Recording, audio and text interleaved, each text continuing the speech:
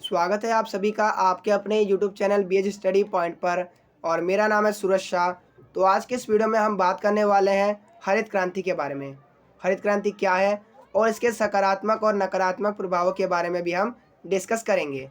तो ये टॉपिक काफ़ी ज़्यादा इम्पोर्टेंट है, ये आपके हर एग्ज़ाम में आता है ये टॉपिक, और बहुत ही ज़्यादा इम्पोर्टेंट ये टॉपिक है। तो बिल्कुल डिटेल में और बिल्कुल समझते हुए हम इसको क्लियर करेंगे। तो देखिए, आप समझने पे ज़्यादा फोकस कीजिएगा। अगर आपको चीज़ें समझ में आ जाएंगी तो आप अपने आप ही लिख सकते हो, ठीक है। तो देखिए, हरित क्रांति, इसके नाम से ही पता चला हरित। हरित मतलब क्या होता है? हरा भरा। अब हरे भरे क्या होते हैं? खेत होते हैं। खेतों में क्या होता है? तो खेतों में बेसिकली फसलों का उत्पादन होता है, यानी फसल उत्पादन होता है। तो आपको इतना ही बात क्लियर हो गई होगी, जो हरित क्रांति है वो फसल उत्पादन से संबंधित है। अगला टॉपिक लिखा हुआ, अगला वर्ड लिखा हुआ है क्रांति।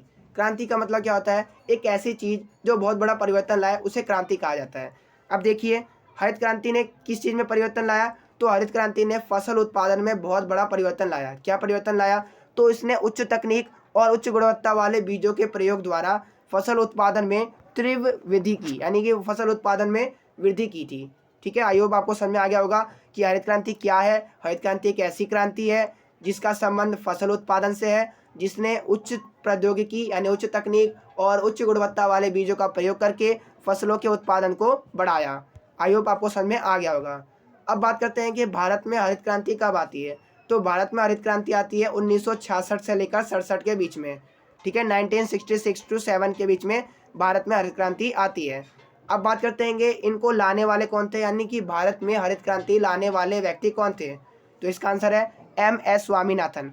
एम.एस. स्वामीनाथन ने भारत में हरित क्रांति की शुरुआत की थी, इसीलिए एम.एस. स्वामीनाथन को भारत में हरित क्रांति का जनक भी कहा जाता है। इतनी बात आपको क्लियर हो जानी चाहिए, ठीक है। क्यों कहते हैं? क्योंकि इन्होंने सबसे पहले भारत में हरित क्रांति की शुरुआत की थी। अच्छा, विश्व में सबसे पहले इसकी शुरुआत किसने की थी? तो अगर आपसे विश्व में पूछा जाता है तो आपका आंसर आएगा नॉर्मन। नॉर्मन ने विश्व में सबसे पहले हरित क्रांति की शुरुआत की थी। भारत के संदर्भ में पूछा जाए तो आंसर आएगा एम.एस. स्वामीनाथन। आई होप आपको क्लियर हो गया होगा। अब बात करते हैं हरित क्रांति के उद्देश्यों के बारे में कि क्या उसका उद्देश्य था। तो इसका उद्देश्य बिल्कुल सिंपल है, फसलों के उत्पादन को बढ़ाना, यानी उच्च तकनीक और उच्च गुणवत्ता वाले बीजों के प्रयोग द्वारा उत्पादन को बढ़ाना इसका उद्देश्य था। तो आई होप आपको समझ में आ गया होगा। अब बात करते हैं हरित क्रांति की उपलब्धियों के बारे में। तो देखिए, उच्च तकनीक और उच्च गुणवत्ता, आपको ये वर्ड बोलते जाना है, उच्च तकनीक और उच्च गुणवत्ता, इसी से रिलेटेड है हरित क्रांति। तो उच्च तकनीक और उच्च गुणवत्ता के प्रयोग के द्वारा हरित क्रांति ने भारत में जो कृषि क्षेत्र था, जो कृषि भूमि थी, उसका तेजी से विकास किया। और तो और इसने एक दूसरी उपलब्धि क्या प्राप्त की? तो हरित क्रांति के द्वारा जो उच्च तकनीक और उच्च गुणवत्ता वाले बीजों का प्रयोग किया गया, जिसने जो कृषि भूमि थी उसकी उपजाऊ क्षमता को बढ़ा दिया। अब जब कृषि भूमि की उपजाऊ क्षमता बढ़ जाएगी तो ऑब्वियसली जो उत्पादन होगा वो अधिक होगा। जब उत्पादन अधिक होगा तो ऐसे में जो देश होगा वो खाद्यान्न के मामले में आत्मनिर्भर बन जाएगा। तो इसने खाद्यान्न के मामले में देश को आत्मनिर्भर बनाया। इसके अलावा जब आपके पास ज़्यादा अनाज हो जाएगा तो आप उसको बेसिकली बेचोगे ही, ठीक है। तो ऐसे में जो व्यावसायिक कृषि थी उसको भी हरित क्रांति के द्वारा बढ़ावा मिला। अब ये व्यावसायिक कृषि क्या होती है? तो देखिए, भारत में हरित क्रांति से पहले जितने भी किसान थे वो केवल निर्वाह कृषि करते थे। निर्वाह कृषि का मतलब ये होता है कि केवल अपने भरण पोषण के लिए, केवल और केवल अपने परिवार की आवश्यकताओं की पूर्ति के लिए जो कृषि की जाती हैगी उसको हम निर्वाह कृषि कहते हैं, जिसमें जो किसान होता है वो अपने परिवार की सहायता से ही फसल उत्पादन करता है और अपने परिवार की ज़रूरतों को पूरा करता है। क्यों? क्योंकि उस समय हमारे पास ना तो तकनीक थी और ना ही साधन थे कि हम अपना उत्पादन को बढ़ा सकें, इसलिए कम उत्पादन होता था और अपने परिवार की ज़रूरतों को ही पूरा किया जाता था। तो ऐसे में जब हरित क्रांति आती हैगी तो उसके बाद जो तकनीक और जो उच्च किस्म के बीजों का प्रयोग होता है तो उसके बाद फसल उत्पादन काफ़ी तेज़ी से बढ़ जाती है, जिससे लोग अपनी आवश्यकता की तो पूर्ति करते ही हैं, साथ ही साथ जो अतिरिक्त होता है उसको भी मार्केट में बेच देते हैं। तो ऐसे उनको धन अर्जित होता है। तो ऐसे में इन्होंने धीरे धीरे व्यवसायिक कृषि को बढ़ावा दिया, ऐसी कृषि करने लगे जिसे बाज़ारों में बेचा जा सके। तो ऐसे में आप जानते हैं जो गेहूँ हो गया, मक्का हो गया, ज्वार बाजरा हो गया, ये सब क्या आएंगी? ये व्यवसायिक कृषि के उदाहरण हैं। तो इन सबका उत्पादन को भी बढ़ावा मिला और इनके प्रति हेक्टेयर उत्पादन में भी काफ़ी ज़्यादा वृद्धि हुई। आई होप आपको समझ में आ गया होगा हरित क्रांति की उपलब्धियों के बारे में। अब सबसे इम्पोर्टेंट टॉपिक है वो है हरित क्रांति के सकारात्मक और नकारात्मक प्रभावों के बारे में। तो ये काफ़ी इम्पोर्टेंट है। देखिए यहाँ पर नकारात्मक लिखा हुआ है, ठीक है। तो हरित क्रांति के सकारात्मक यानी पॉजिटिव इफेक्ट क्या पड़े और नेगेटिव इफेक्ट क्या पड़े, ये काफ़ी ज़्यादा इंपॉर्टेंट है। अब एक एक करके डिटेल में इन सबको समझते हैं। तो देखिए सबसे पहला इसका सकारात्मक प्रभाव है परंपरागत कृषि से आधुनिक कृषि। अब देखिए पहले हम परंपरागत कृषि करते थे, जिसमें हम परंपरागत तरीकों का प्रयोग करते थे। जैसे अगर हमें फसलों की सिंचाई करनी है तो उसके लिए हम कुओं का और नहरों का प्रयोग करते थे, जिससे जो फसल थी उसमें ज़्यादा पानी भी कई बार आ जाता था। लेकिन जब हरित क्रांति आई यानी कि आधुनिक तकनीक आई, तो उसी के साथ साथ हमने चीज़ों को बदला। और आधुनिक तकनीक में क्या हुआ, आधुनिक कृषि में क्या हुआ, अब हम हैंडपंप नलकूपों का इस्तेमाल करने लगे, जिसके वजह से पौधों को उतना ही पानी मिलने लगा जितना उनके लिए पर्याप्त था, जिससे फसलें भी खराब नहीं होती थी। इसके अलावा पहले हम कृषि कार्यों के लिए कुदाली हो गया, हल हो गया, इन सब का प्रयोग करते थे। लेकिन अब ट्रैक्टर, थ्रेसर मशीन, ऐसी बड़ी बड़ी मशीनें आ चुकी है जो कि कई लोगों का काम अकेले ही कर देती है, जिससे कृषि उत्पादन तेज़ी से बढ़ा और भारत विश्व में सबसे तेज़ी से कृषि उत्पादक देशों में शामिल हुआ। तो दूसरा इसका सकारात्मक प्रभाव ये रहा कि फसल उत्पादन में वृद्धि हुई।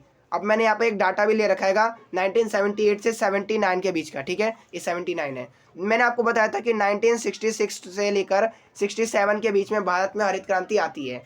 इसके 10 साल बाद, लगभग में 10 साल के बाद, 10-11 साल के बाद एक डाटा आएगा, मैंने यहाँ पर लिख रखा है कि जो कृषि उत्पादन था भारत में वो 131 मिलियन टन हो गया था, 131 मिलियन टन, ठीक है। और बात करते हैं वर्तमान की यानी 2021-22 की, तो 2021-22 में ये डाटा बढ़ के 150 मिलियन टन का उत्पादन भारत में किया गया। यानी कि आप देख सकते हैं कि आधुनिक तकनीक और उच्च गुणवत्ता वाले बीजों का प्रयोग के द्वारा भारत में जो कृषि उत्पादन था उसमें तेज़ी से वृद्धि दर्ज की गई। तो आई होप आपको 2 पॉइंट समझ में आ गए होंगे।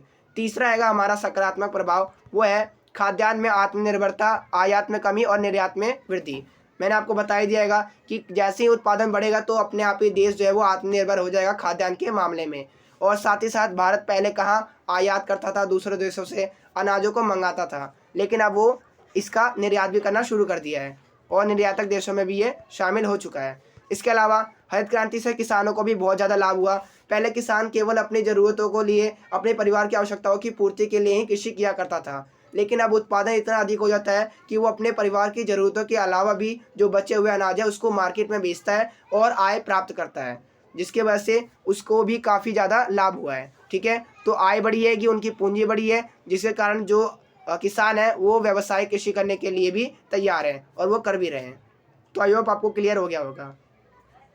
अगला हमारा सकारात्मक प्रभाव ये है औद्योगिक विकास। अब देखिए औद्योगिक विकास कैसे होगा, जब हम कृषि करेंगे तो उसमें अब बड़ी बड़ी मशीनों का प्रयोग होगा और जो मशीनें होती है वो फैक्ट्री में बनती है। तो ऐसे में जो फैक्ट्री में बनती है मशीनें, तो ऐसे में मशीनों को जो बनाने वाले कर्मचारी है उनको भी रोजगार मिलेगा उद्योगों में। तो ऐसे में जो उद्योग होते हैं और जो कृषि औद्योगिक क्षेत्र होते हैं और जो कृषि क्षेत्र होते हैं वो आपस में एक दूसरे से कनेक्टेड होते हैं, क्योंकि जो उद्योगों का जो तैयार माल होता है यानी जो मशीनें होती है वो कृषि क्षेत्र के वाले इस्तेमाल करते हैं, और ऐसे ही जो कृषि का कुछ उत्पाद होता है जो कच्चे माल के रूप में उद्योग भी इस्तेमाल करता है। तो इस तरीके से उद्योगों में एक तो लोगों को रोजगार मिला, ऊपर से जो औद्योगिक विकास भी यहाँ पर हुआ।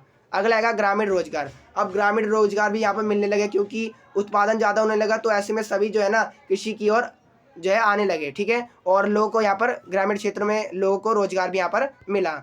तो आई होप आपको समझ में आ गया होगा ये सारे पॉइंट्स। तो अब बात करते हैं हरित क्रांति के नकारात्मक प्रभावों के बारे में।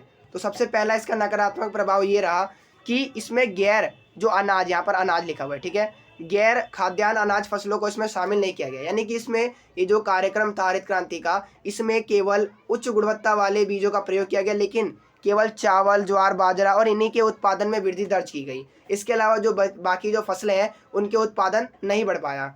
तो ऐसे में कुछ ही फसलों का उत्पादन में वृद्धि हुई, ठीक है। इसके अलावा रासायनिक उर्वरकों का अधिक प्रयोग, जिससे मृदा प्रदूषण होता हैगा, और जो हम अत्यधिक प्रयोग करते हैं इससे भूमजल का जो स्तर हैगा वो भी डाउन होता जा रहा है, ठीक है, और वो भी प्रदूषित होता जा रहा है। तो ये सब आप लिख सकते हैं। इसके अलावा क्षेत्रीय असमानता में वृद्धि हुई। अब देखिए कुछ क्षेत्र तो ऐसे थे जहाँ पर हरित क्रांति का सकारात्मक प्रभाव काफ़ी ज़्यादा पड़ा, ठीक है, जैसे पंजाब, हरियाणा हो गए, जो कि पहले से ही कृषि के मामले में संपन्न थे। लेकिन वो क्षेत्र जहाँ पर हरित क्रांति सफल नहीं हो पाई, तो ऐसे में उस अमीर राज्य और गरीब राज्य के बीच में जो क्षेत्रीय असमानता थी वो काफ़ी ज़्यादा बढ़ गई, ठीक है। ये सब बताने आपको। फिर पानी की खपत, क्योंकि जो आधुनिक कृषि थी उसमें जो उच्च गुणवत्ता वाले बीजों का प्रयोग किया गया, तो उसके लिए अधिक मात्रा में जल की आवश्यकता होती थी। इसके कारण जो भूमजल का स्तर है वो काफ़ी तेज़ी से गिरने लगा। तो ये सब इसके नकारात्मक प्रभाव में आप लिख सकते हैं।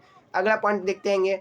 तो हमारा अगला पॉइंट ये हैगा कि मृदा की उपजाऊपन में कमी हुई, क्योंकि जो हरित क्रांति आई तो उसमें लगातार फसलों को बढ़ावा दिया गया, यानी कि अब जो किसान थे वो एक भी बार भूमि को खाली नहीं छोड़े थे ताकि वो अपने उपजाऊपन को दोबारा प्राप्त कर सके। लोग लगातार ही फसलों को उगाए जा रहे हैं, जिसकी वजह से जो मृदा की उपजाऊपन क्षमता आएगी वो घटती जा रही है। इसके अलावा जो रासायनिक कीटनाशकों का प्रयोग किया जा रहा है जो कि मृदा प्रदूषण का एक कारण है, तो जिसके वजह से जो मृदा की उपजाऊ क्षमता है वो काफ़ी ज़्यादा घट गई है। अगला है बेरोजगारी।